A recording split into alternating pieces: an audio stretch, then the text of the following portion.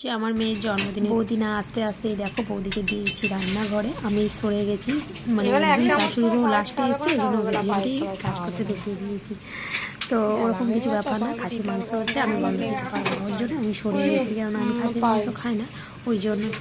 এটাই হচ্ছে একটা হাঁড়িতে পায়েস বলেছিলাম না যে আমার ঘরে হাঁড়ির অভাব নেই। এই যে দেখো এরকম ছোট্ট ছোট্ট হাঁড়ি, প্রতি বছরই আমার মা একটা একটা নিয়ে আসে, যেহেতু পায়েস হয়, মেয়ের পায়েসের হাঁড়িটা সবসময় নতুন হাঁড়িতেই হয়, ওই জন্য। তো চলো দেখতে বলে আমি ওদিকে গোছাই ততক্ষণ।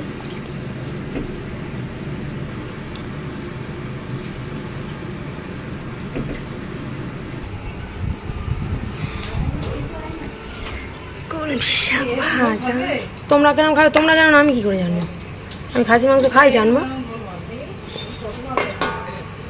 ভাজা 5টা, পটল ভাজা, বেগুন ভাজা, কুমড়ো ভাজা, আলু ভাজা, শাক ভাজা 5টা ভাজা, ইলিশ মাছের সর্ষে বাটা, চাটনি। কি টিপবো? ওই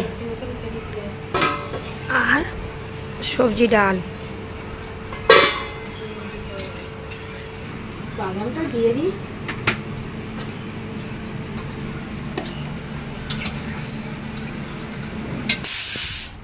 এদিকে পায়েস মাংস এখনও বাকি রয়েছে, আর অনেকটাই বেলা হয়ে গেছিলো, 3টে বেজে গেছিলো। ওর জন্য ভাবলাম যে না, আগে খেতে বসিয়ে দিই, ওরা তো ধীরে ধীরে খাবে, খেতে খেতে হয়ে যাবে। প্রেশার কুকারে দিয়েছে, বেশিক্ষণ টাইম লাগবে না। আর এই যে দেখো, আমার মাকে বলেছি যে তুমি যখন আছো সব কিছু তুমিই জোগাড় করে দাও। এই যে আমার মেয়ের খাবার, আমার ভাইপোর খাবার আগে রেডি করছে।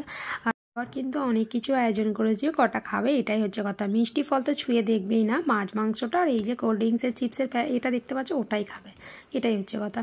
তো যাই হোক, যেটা খাই খাক। আর হ্যাঁ, আর একটা জিনিস খেতে পারে ফলের মধ্যে, ও ড্রাগনটা ভালোবাসে, ড্রাগনটা খেতে পারে। চলো বেশি কথা বলবো না, অনেক কথা বলে ফেললাম। তো ভিডিওটা দেখতে থাকো, আশা করছি ভালো লাগবে। টাটা।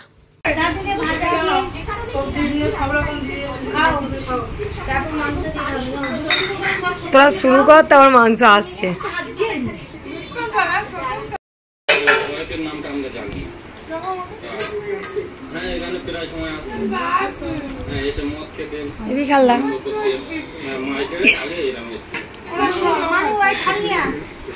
এই মাংস দিয়ে ভাত খাবি নিয়ে বানা দুটো।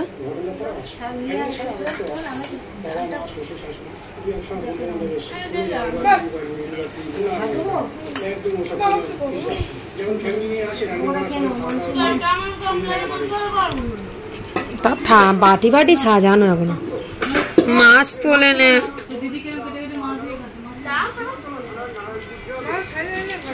ও চিবিয়ে খেয়ে নে, ওর কাঁটা বাঁচতে গেলে ঢের দেরি।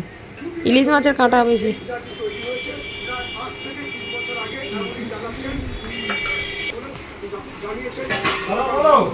মাংসটা ওই বলছি না, রেয়াজি খাসি বলে না, মনে হয় সে, ওই জন্য এত সিটি পড়লো।